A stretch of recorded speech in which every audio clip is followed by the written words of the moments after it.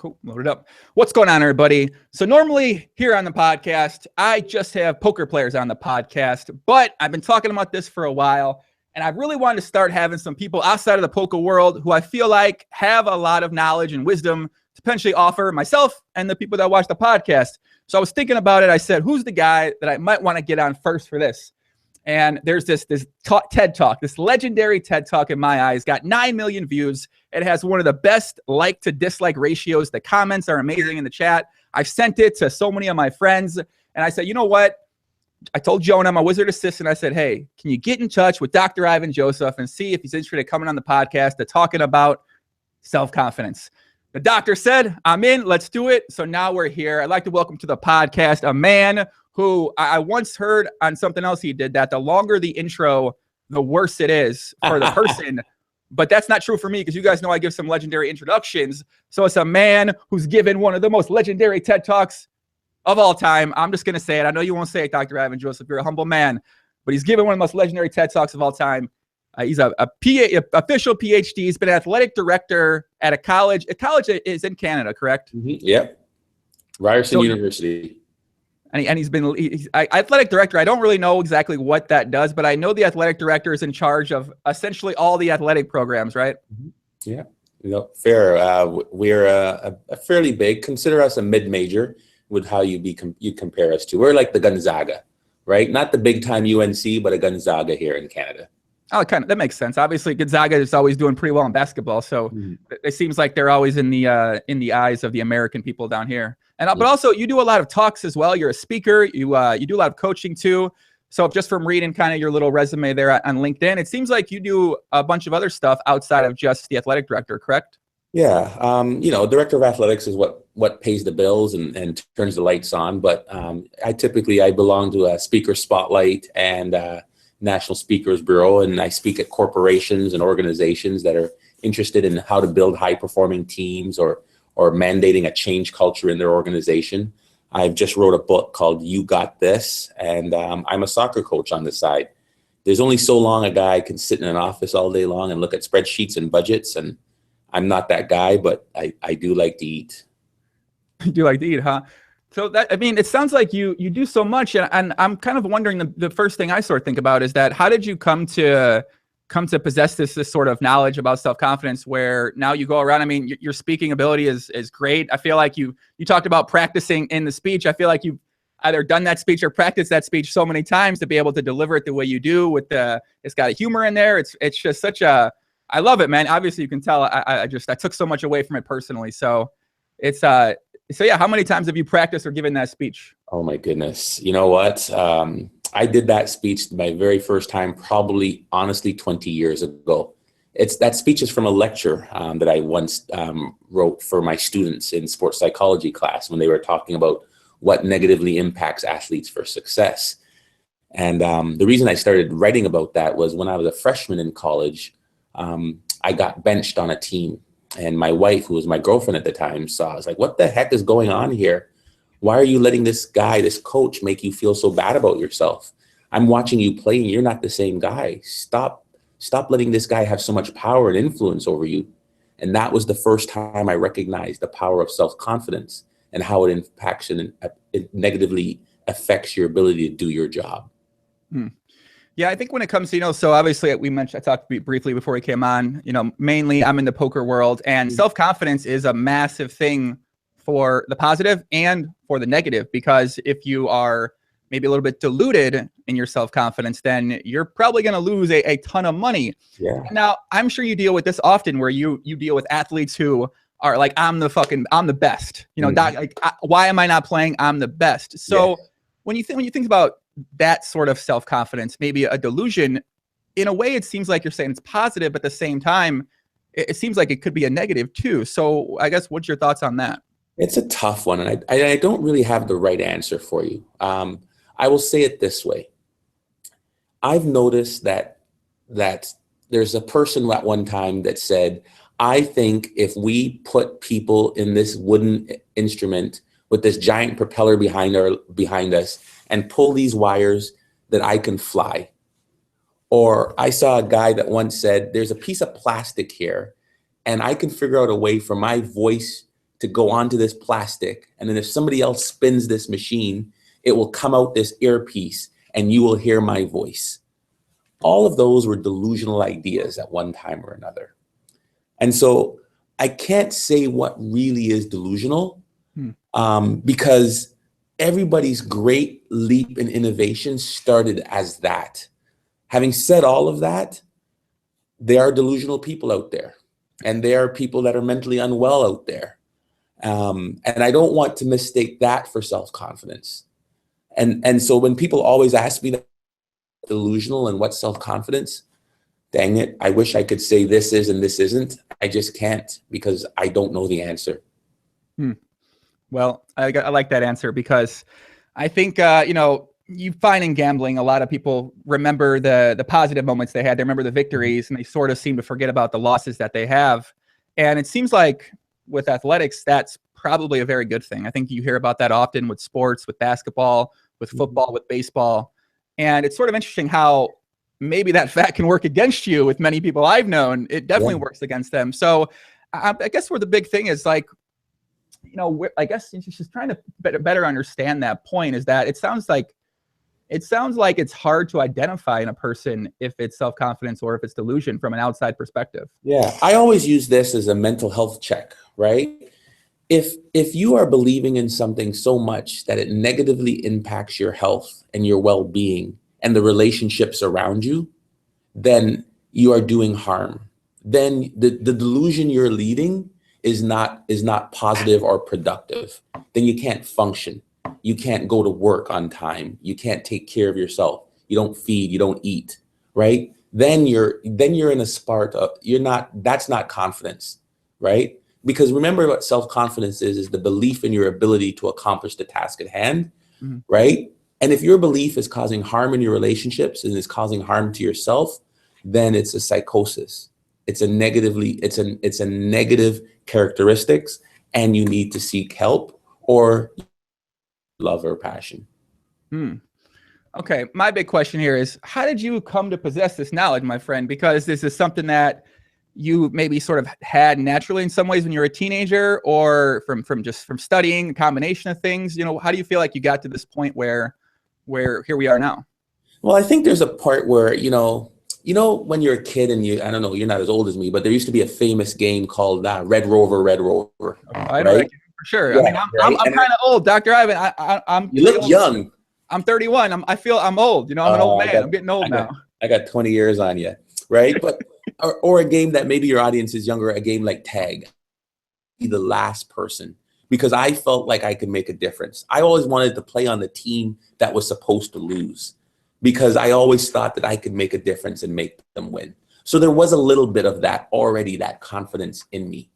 But I recognize that when I'm in different situations, sometimes that swagger, that confidence self leaves me, and I become just like anybody else, scared to make mistakes and paralyzed to move forward or take risks.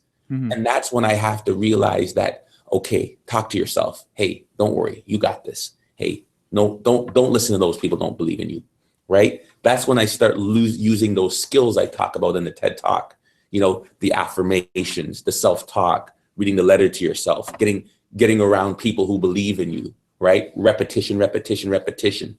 That's when I start employing those skills for when I'm in a new and novel situation. Yeah, my wizard assistant Jonah said after he watched the talk, he said, "Dude, you've been saying a lot of this stuff to me in these past couple of months." I'm like, I know, right? Repetition, repetition, repetition. It's because it's something that I feel like myself. I always had a very high level of self-confidence and self-belief, and especially in poker, a lot of that came from years and years, every single day of repetition, playing, study, play, study, talk about it, and it's just like, when I talk to some other people and you hear the lack of self-confidence they have, it's sort of weird. I forgot that was a thing. Yeah. I forgot that existed in so many people.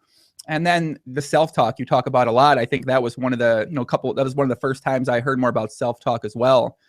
And kind of what I've been thinking about is that you mentioned, keeping people around you that support you and that are positive. So what happens when those are family members, a mother, a father, an uncle or aunt? And obviously family is important. You'd like to spend time with them, but at the same time, it's a lot of negative self-talk from their end, a lot of complaining, sort of I guess, what do you feel like the best way to approach a situation like that is if you're someone who's working on your self-talk and the positivity around you?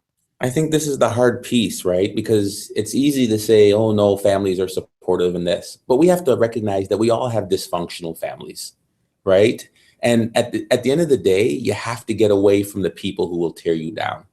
And sometimes it is your aunt, it's your uncle, it's your mom, you just need to take breaks. You can't necessarily cut them from your life, but you can limit their interaction with yourself or your children or your husband or your partner, right? I've been in situations where I'll call it dysfunctional family members. And I recognize that, okay, I got to go do my part. Let me get in there. Let me go there. And soon as it becomes negative, I just make an excuse. Okay, thanks. Okay, I got to go. Thanks, mom. All right. I got to go now. I just got to leave. Right.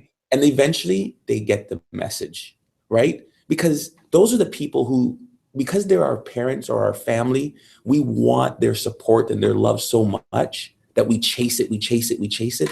Those are the people that can be the most detrimental and negative to your mental health and your self-confidence.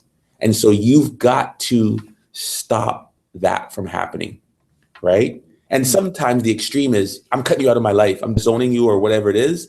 But I think there's an in-between that says, you know what, I'm going to limit my interaction, right? So for yourself growing up, obviously you went to done a lot of schooling.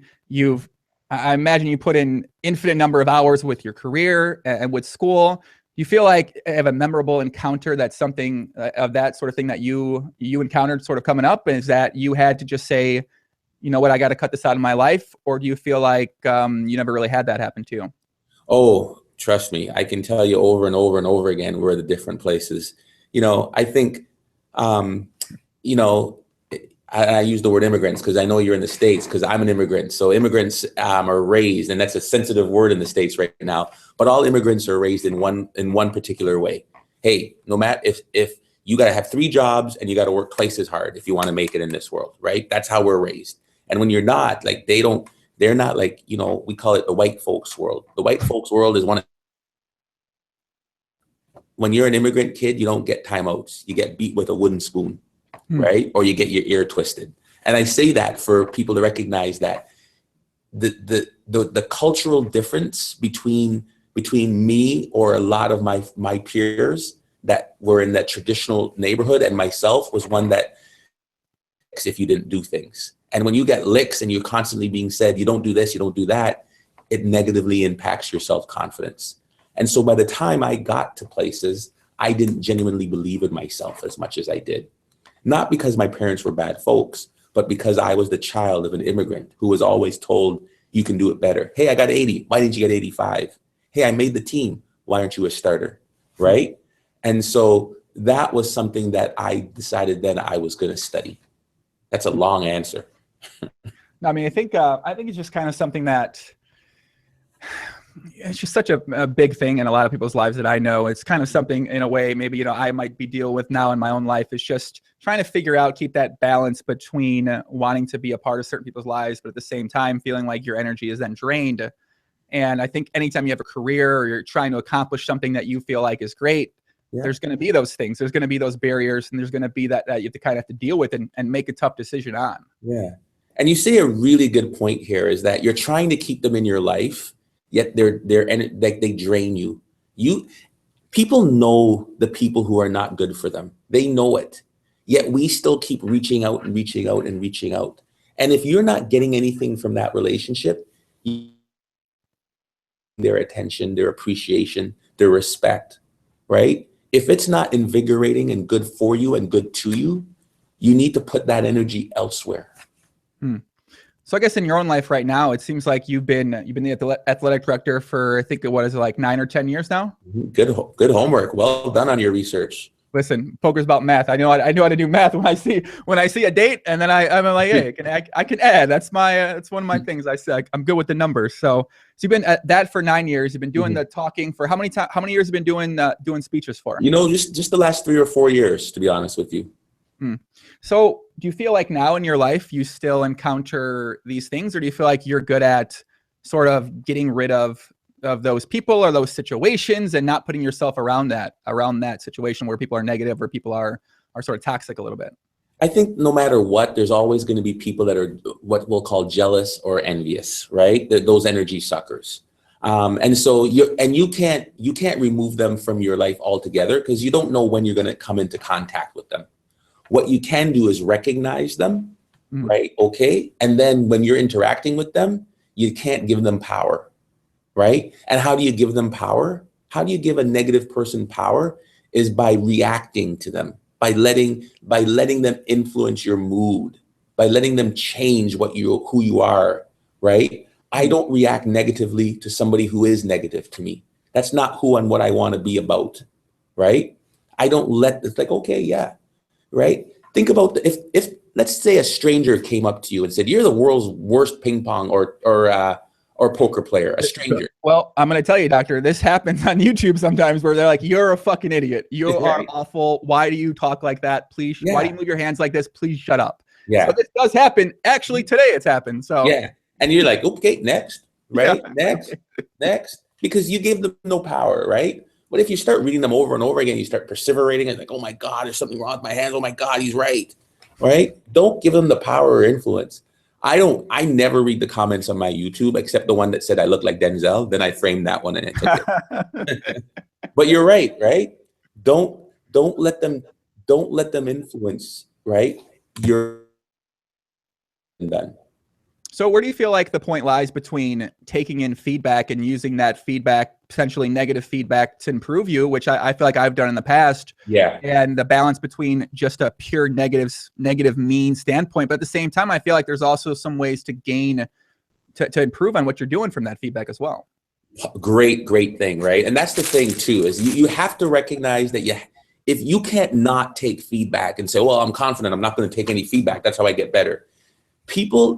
There's people who give you feedback to make you better, and there's people who give you feedback to like, what the hell are you doing? That will never work.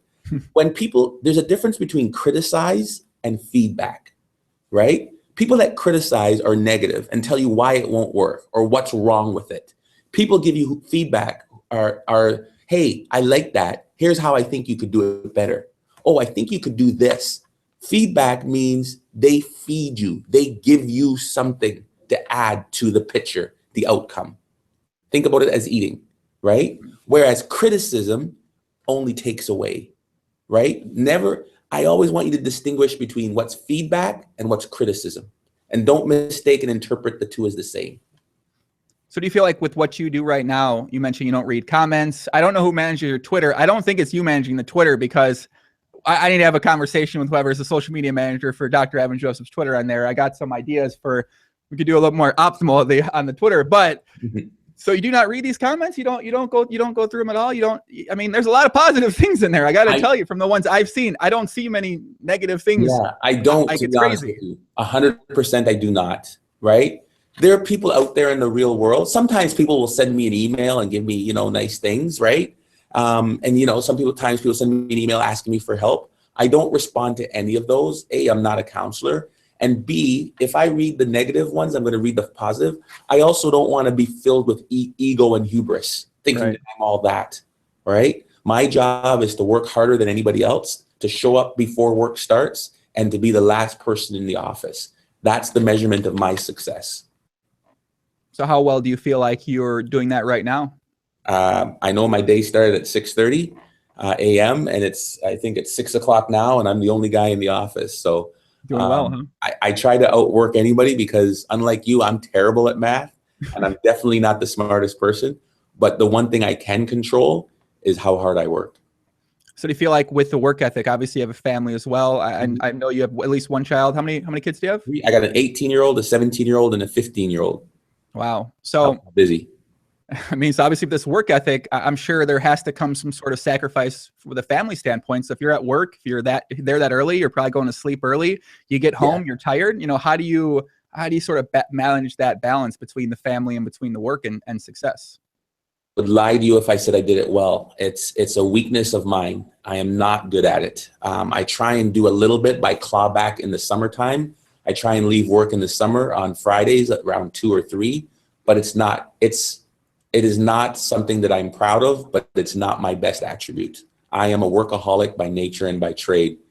luckily I have a really good partner that is a good mom and a good spouse.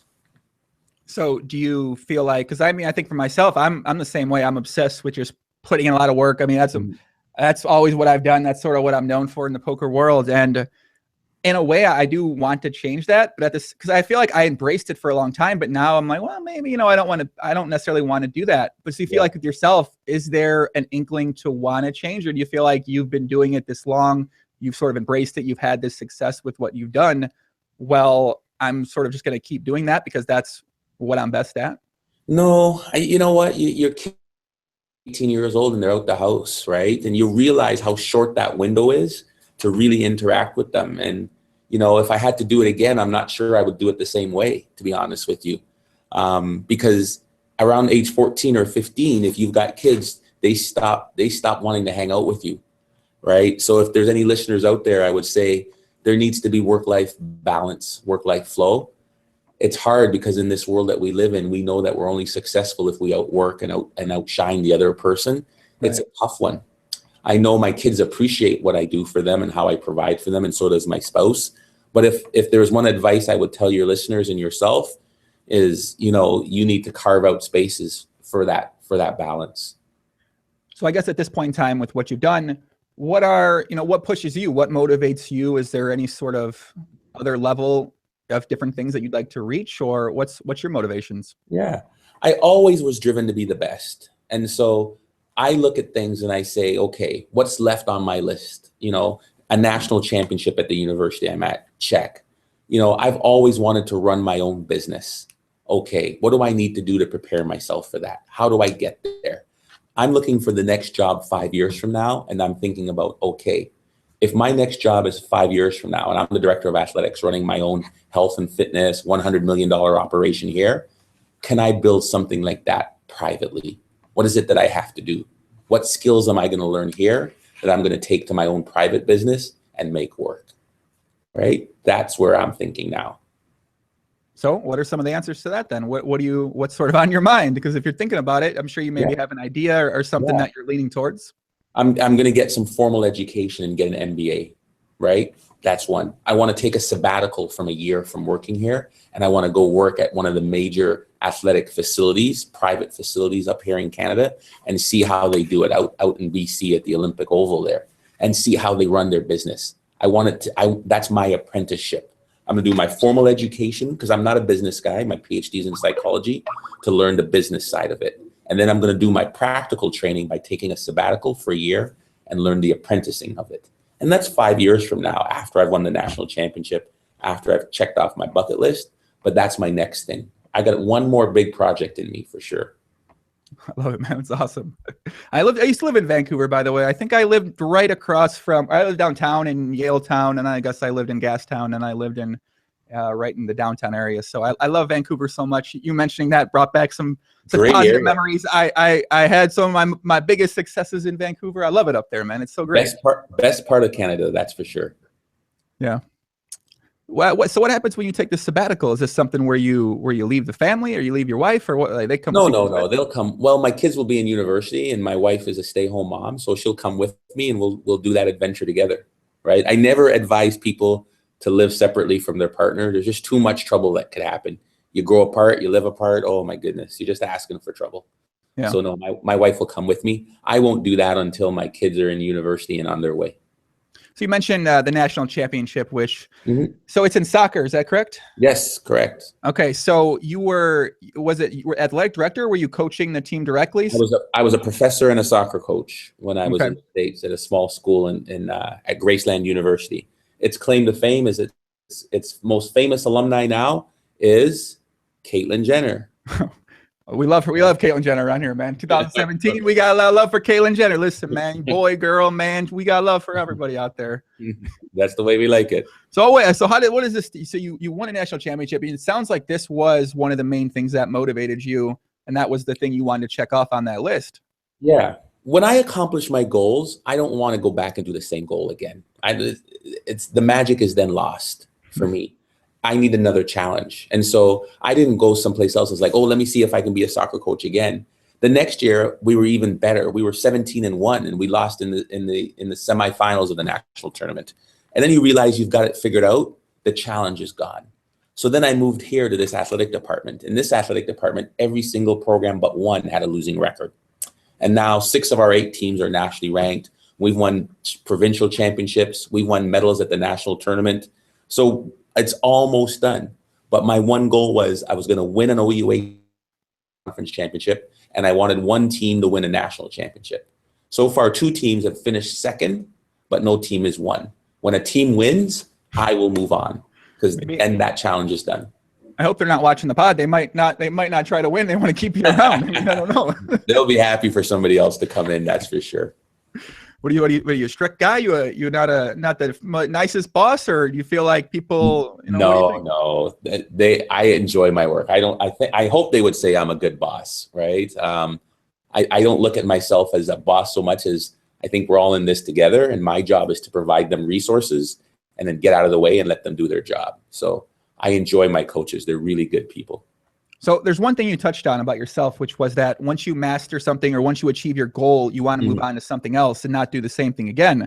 Yeah. I think right now, me personally, I'm at a point where I've played poker for so long. I've had a lot of success with poker. I feel like I've got to that point where I've essentially achieved everything I really wanted to ever achieve playing online poker, but I'm having a tough time disconnecting from it completely to pursue maybe more of a brand or more, just get more podcasting or with my business. So I feel like I've put so much work and energy and time into that. And obviously I can take skills and abilities to other things, but it's really hard to disconnect from that because it's just sort of what I know the best at anything. And, I just I don't know if it's not necessarily a fear to do other things. It's just that I still really, I kind of really enjoy it a lot. I feel like that's kind of where I'm at right now with things. What do you think about that? And that's normal and natural. I will tell you that when I left my old job as soccer coach, I made the decision, and it took me 18 months to not keep looking back over the fence to see what I was leaving behind. That was so much a part of you. That's like a breakup, and you don't stop loving somebody, when you break up, right? It takes a while for that to fade, that passion, that zest, that love, and you'll always dabble in it. You'll always have something with it. I don't see that as a wrong piece. Give yourself time for that new passion and that new love to really grow in you. Interesting. So I guess when you switch over to what you're at now, what are the differences between what you do now and if you're actively coaching the soccer team? So what are the different challenges that you have? Well, before I was involved with leading only 24 people that were students. Do this because I said so. Right? What are you doing? Like now I got to think of politics. I manage a staff of 50 people, right? I manage a budget of $100 million. There's 800 athletes that I'm in charge of. There's so many things that I don't know. There's so many, you can't just boss people around. Dictatorships never create excellence. You got to cajole, you got to convince, you got to politicize, you got to nurture, you got to negotiate, you got to bargain anything that you want to have happen. The best ideas aren't my ideas, they're their ideas. And I got to make sure that I allow them to flourish and create the environment for growth and development for the students and the employees. Yeah, I would imagine that, you talk about you're going to face adversity, you're going to face failure doing new things, and you gain self-confidence through that. And I imagine with that, you switch over to all these new things. I mean, I'm sure your self-confidence was taking a bit of a hit doing a lot of things because it's like you don't know how to do 15 things sometimes, maybe 20 different things. Oh my God. How do you attack that from being like, I know what I'm capable of when I know what I can do at things, but at the same time, I don't know how to do these 15, 20 things right now. And don't even think 15, 20. I did not know how to use a secretary. I did not know how to check my voicemail, right? I didn't know how to I went from being a soccer coach to being in charge of millions of dollars. My self-confidence was shaken. That's why it took me 18 months. So I thought I could do this job. I had to keep telling myself, like those things that I talk about in the TED Talk aren't like, I'm not kidding. Okay, you can do this. Come on, Ivan, you can do this. They believe in you. All right, yeah. You know what? I talked to I talked to many people, many athletic directors. No, you're okay. You're all right. Hey, this is my idea. Do you think it's okay? This is what I'm thinking about, right? Surrounding yourself with people that believe in you. Like there's no magic button. If I could have done it, I would have pulled a parachute and went right back to Iowa where I was the king of my little small fiefdom. right? I was not kidding. So how long were you in Iowa for? 15 years. 15 years. I mean, there are a lot of white people in Iowa, aren't there? I mean, I don't know. It's like an immigrant, a black immigrant in Iowa. I was a raisin in the sugar bowl, my man. A raisin in the sugar bowl. You're not kidding, right? Good people though. Midwest people, heart of gold. So I guess I feel like, do you feel like that sort of was, I guess it was positive, obviously, from where you ended up at, but do you feel like you gained a lot of self-confidence from being around that sort of, that area of the world? Do you feel like it helped you, or do you feel like it maybe set you back a little bit? No, it definitely helped me. And it wasn't so much that area of the world as it was those people from that area of the world. They believed in me. They gave me opportunities. They allowed me to fail. They mentored me. They said, go and risk, right? They put me in places before I was ready for them. And that allowed me the opportunity to succeed, right? If there's ever an opportunity for you to mentor, please take it on, because that's how we grow all our careers and our professions. I think my wizard assistant would say that I currently am some sort of mentor to him. So, perfect. And it's always fun. There's challenges for sure, but absolutely. I feel like anytime you delegate tasks, when you're so used to doing things yourself, when you start delegating things to other people, and it's always a challenge. It certainly it takes the process for sure. So I think the biggest thing I took away from your talk outside of the self-talk was also when you talk about working with people and you talk about coaching, and you mentioned that instead of pointing out the negatives that people do, you sort of want to emphasize the positives. And when someone does something well, you sort of want to call attention to that instead of saying, oh, Jerry, why the fuck did you do that? You say, oh, Linda, nice work on doing that. And sort of then Jerry sees that and then says, oh, wow, okay. And then, so I actually implemented that day with a video I made for my GTO club, and it worked out perfectly well. Whereas I changed the entire method and delivery from one day to the next. I don't know if this is like a secret they're watching. They're probably gonna know what I'm doing now. But I right away, I noticed that. I was like, oh my God, that was just like one of the biggest light bulb things, because I was reading a bunch of leadership stuff and coaching stuff, and I'm like, wow, that is just. Yeah. And so simple, right? So simple to make that happen. And still brings about exactly what you want, change in behavior. So how do you manage the times where you maybe think that you should be a little bit tougher and you don't want to take that approach with somebody? Oh yeah. And I'm not, this isn't, rainbows and unicorns and lollipop land, right? Sometimes you have to be, you got to performance manage people. Sometimes you got to be tougher. You get to that part because the other things you've tried have not worked. What I'm just trying to say is don't lead with the negative. Don't start with the critical. Let that be your last resort to get to where you want to be, right? After you've done the positives, after you've tried the mentor coaching, after you've tried the performance management, then you just got to get where you got to get. And sometimes relationships just aren't meant. They're wrong. It's the wrong fit for you. And you got to move people along, and that's okay. Yeah. So what was the biggest challenge with coaching the team to get them to that point where you won the national championship? What do you feel like is there one thing that stands out? I think the biggest challenge was for me to recognize that I was spending all my energy in the bottom third of the people, right? There were people who just weren't buying in, who just weren't wanting to do what I asked them to do. And I kept trying to change them because I'm a motivator. I'm an inspirational guy. I can change you. I needed to take my own advice and recognize that personality is stable and enduring, meaning you can't push a rope. Stop focusing on those people. Focus on the top people, get them to be exceptional, leave the bottom behind. That changed everything. That is the most useful piece of information anyone has told me this year. Thank you very much. My pleasure. Thank you very much just for that one right there, man. We got a lot of people in the chat right now. Thank you for the comments. Thank you for all the questions. A lot of people enjoying this. So, like I said, it is different from the normal poker conversation we might have with people, but I feel like a lot of these things are very relevant to poker and to the rest of your life. And, question here from Joni says, at some point, can you ask him about public speaking tips, tricks, or advice that he's picked up along over the years? I think that's a good one for you because we've seen your public speaking, man. You're crushing it out there. I know you don't want to pump the ego up. That's okay. I won't do it, but it's very well delivered, my friend. What are some of the tips you might have for people? Thank you. I never really try to memorize a speech. Too many people try and memorize a speech. right? And then that way you're worried if you lose your spot, you stumble, you go, oh my gosh, I gotta get back on. Mm-hmm. Get away from speech memorization and think about, these are the 4 points I'm going to talk about. As long as I hit these 4 points, I'm on. And just, it's okay for your speech to be different every single time. Just hit your main points if you're giving a speech on motivation. Sometimes you're giving data and facts. Well, that's different, right? But you still just have the data in your hand. Get away from trying to be perfect when you're delivering a speech.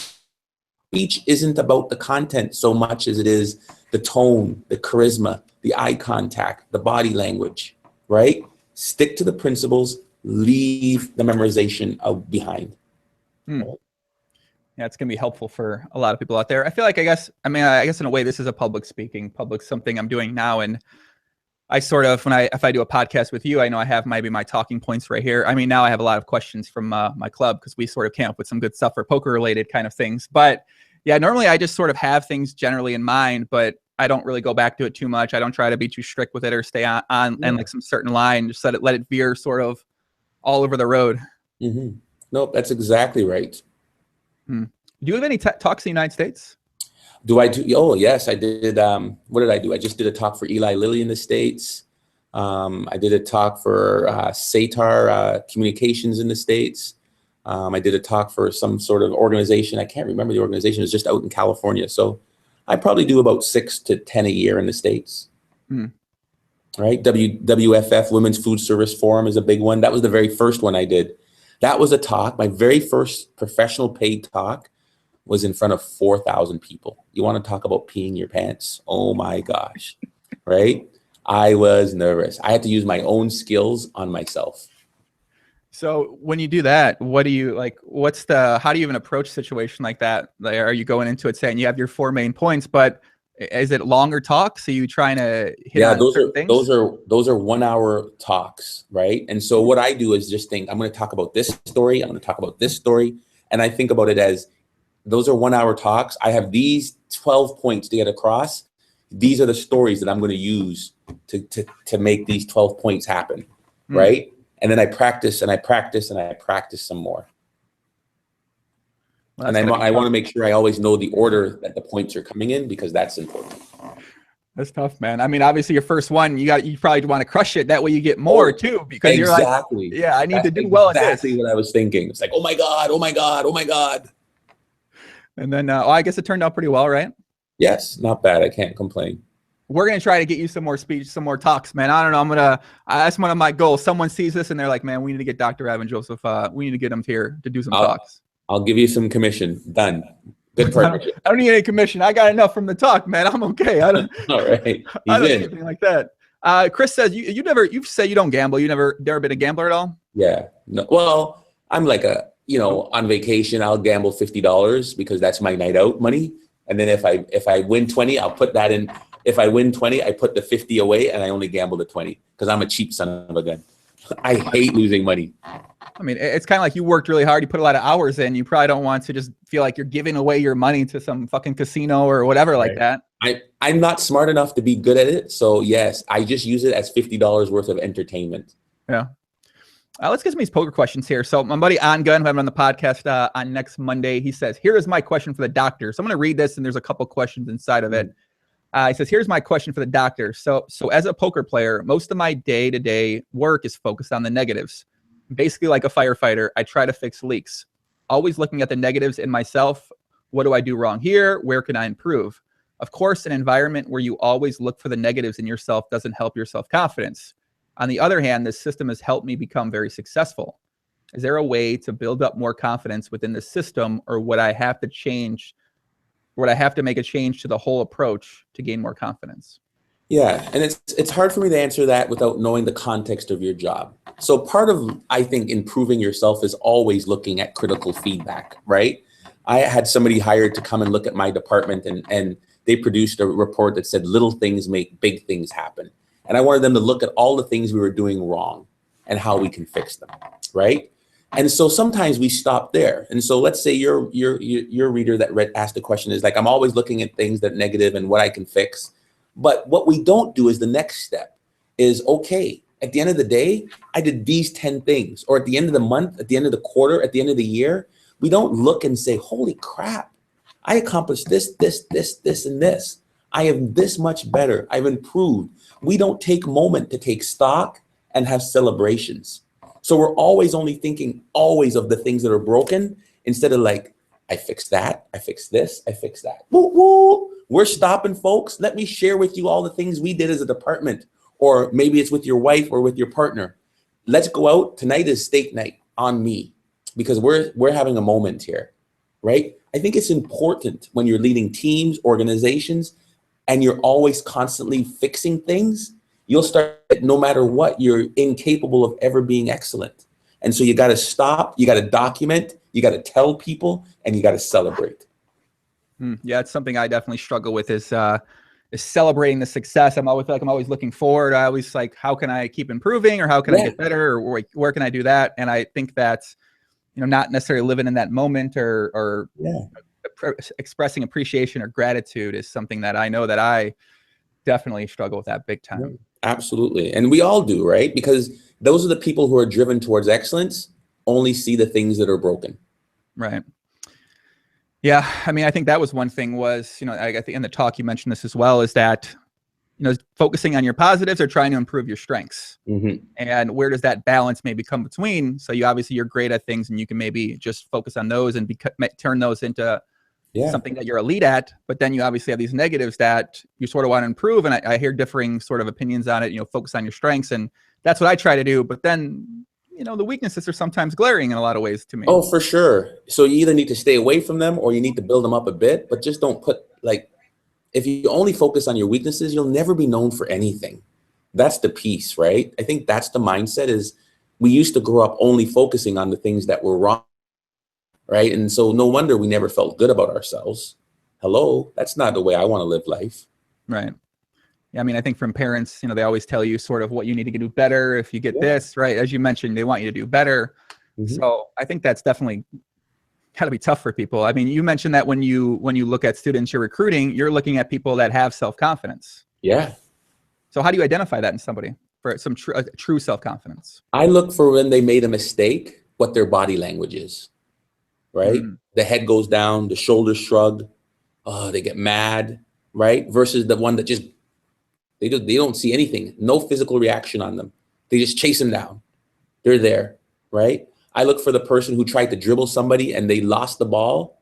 And then the next time they'll try it again, right? They're not afraid, right? That's what I'm looking for. You'll be amazed. You watch sometimes what people do, right? Watch the next time you're in a meeting and somebody asks a question, answers a question. It's the wrong answer. It's not what you're looking for. See if they put their hand up again, right? The ones that don't have confidence won't put their hand up again because they don't want to be wrong again.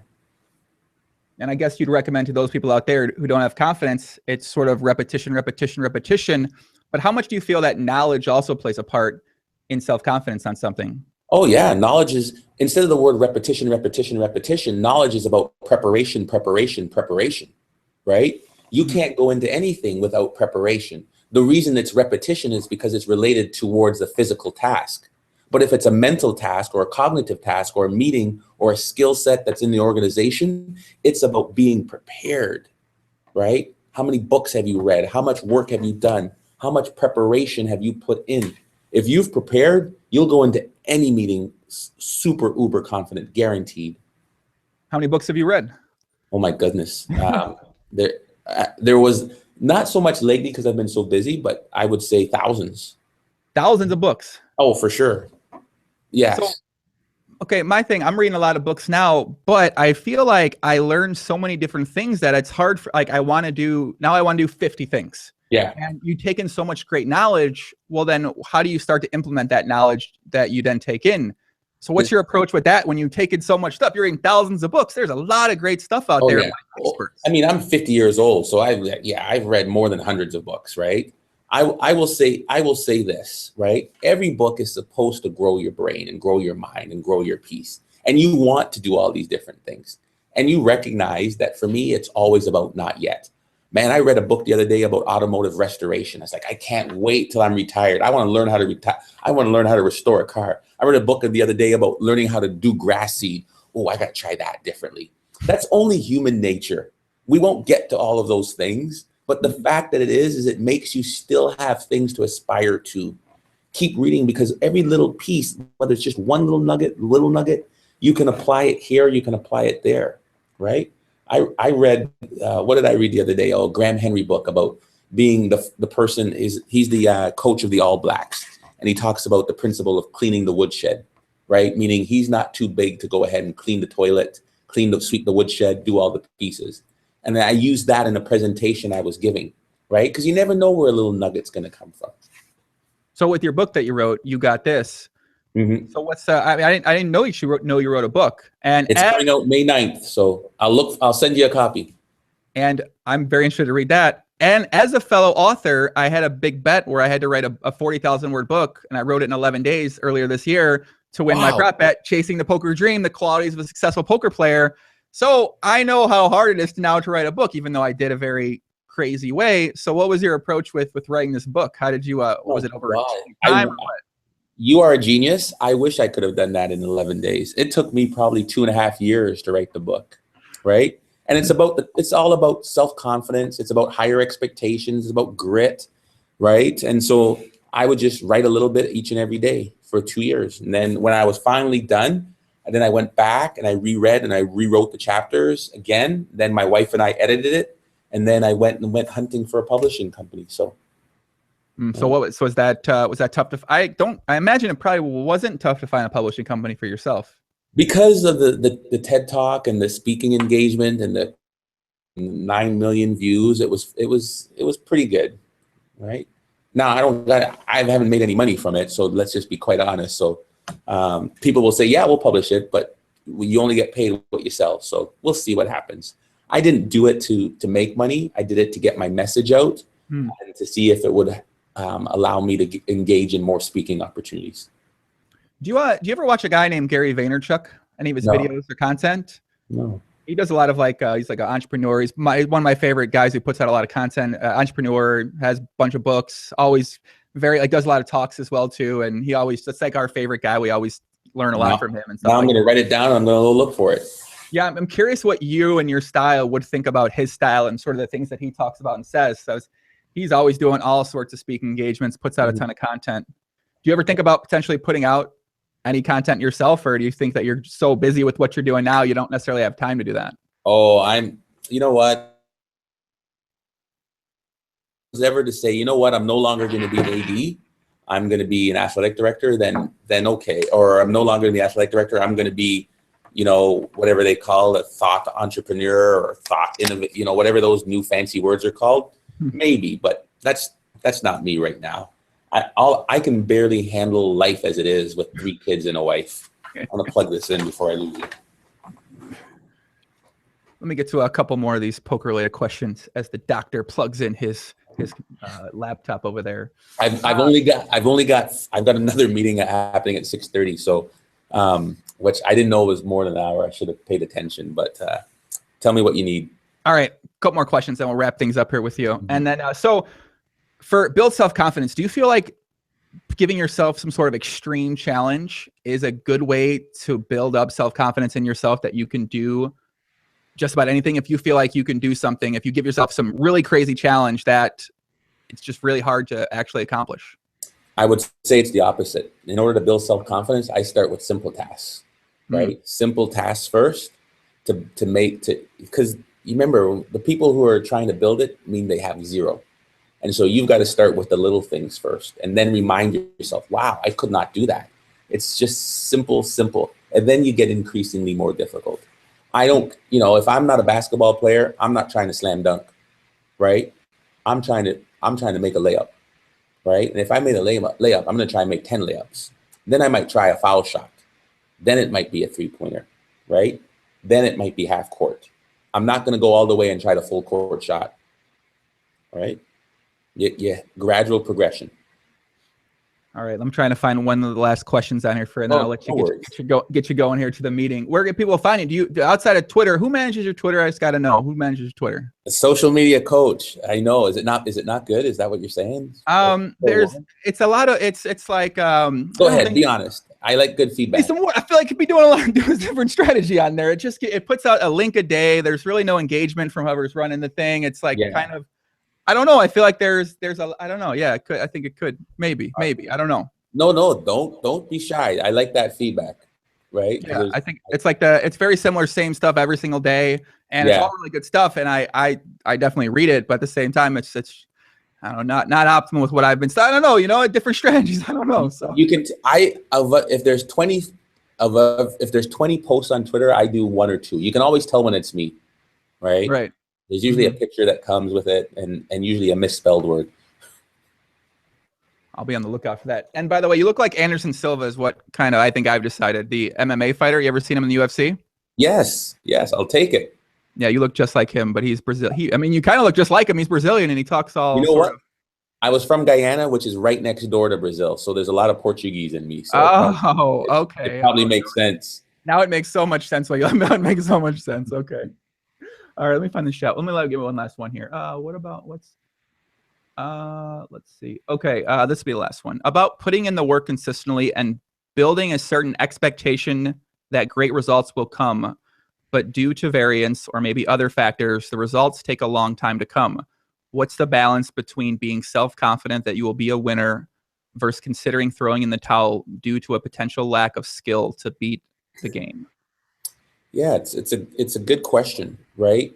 For me, it depends on the field and the context. If you go back and you do your work and you research and you figure out, and let's say it's in the field of poker, and this is probably, how long does somebody have to hone their craft from the time they started to get to your level? How long did that take you? How many years? A lot of years. Yeah. Like 4 or 5 years of pretty much playing consistently and thinking about it all the time. Like 6 hours a day, 7 hours a day, 5 hours a day? Probably thinking about it 24 hours a day, playing 6 to 8 hours almost every day. Right? So you need to think about that. And so when you look at it, you can't make a magic number up. You have people who are the experts at their craft and say, in order for me to do this, I got to do 6 hours a day for 5 years, or 3 hours a day for 10 years, right? If you're unwilling to do that, then you're not really truly going to be excellent. And give up, that means you have no persistence or grit, right? How long it takes depends on, if it was a soccer player, I'd say it takes about 10 to 12 years, right? At 3 to 4 hours a day to get to where you need to be, right? So, it's one of those things that there's no magic number, but it's measured in years, right? Not months, and not 1 strikeout or 2 rejections or 4 or 10 years. Don't lose sight of that. Well, let's leave it at that. I'll let you get going here. I appreciate you coming on the podcast, having a discussion with me. I look forward, I'm probably going to ask you to come on again at some point in time too, because I definitely enjoy this subject. I enjoy chatting about it. I enjoy, I'm be curious to see exactly how the book goes and what happens with that. I'll definitely be reading it, and I'll be recommending, assuming it's good, I'll be recommending it to people that I know. Check it out. I like an honest man. Yeah, man, I appreciate all the comments, all the questions. If people can't get in touch with you technically, right? Because you might not respond. I might not, but if they Twitter me, I've heard your feedback. I'm going to be paying attention now. All right. If you got a question for Dr. Ivan, hit him up on Twitter. But yeah, I think a lot of people that when they do talks and they definitely look at social media presence for Twitter, Instagram, and that stuff. So it could be, I mean, you got enough, man. I don't want to say anything like that. But guys in the chat, appreciate all the questions, comments. Be back on Friday. That's what we got. Dr. Ivan, much love. Thank you for coming out, my friend. Take care. Thanks for having me. I'll see you later. See ya. Cheers. Thank you.